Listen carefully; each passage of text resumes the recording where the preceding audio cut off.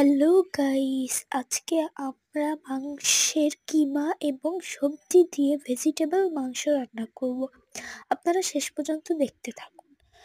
আর আমরা এগুলো বানাতে গাজর, তারপর ফুলকপি, মাংসের কিমা নিয়েছি।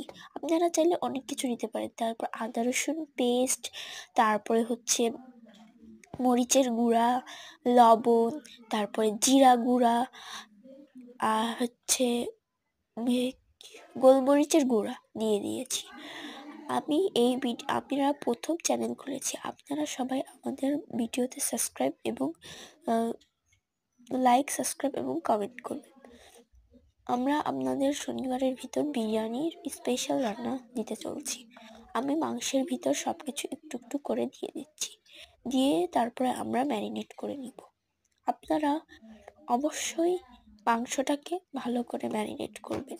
এরপর আমরা সয়া সস, তারপরে হচ্ছে টমেটো সস দিয়ে দিব।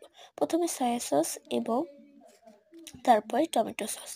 আমার বাসায় টমেটো সসের ছিল না, বোতল ছিল না, তাই আমি প্যাকেটটা দিয়ে দিয়েছি। আপনারা চাইলে অন্যটাও দিতে পারেন।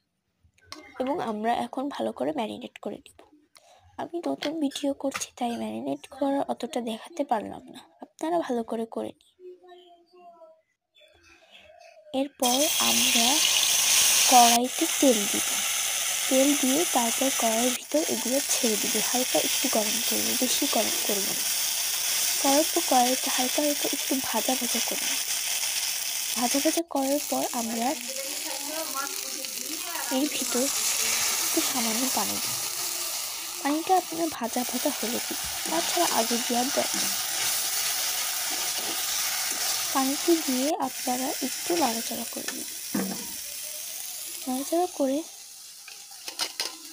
যখন উপরে একটু তেল তেল ওঠা ওঠা ভাব হবে, তখন আপনারা নামিয়ে নেবেন।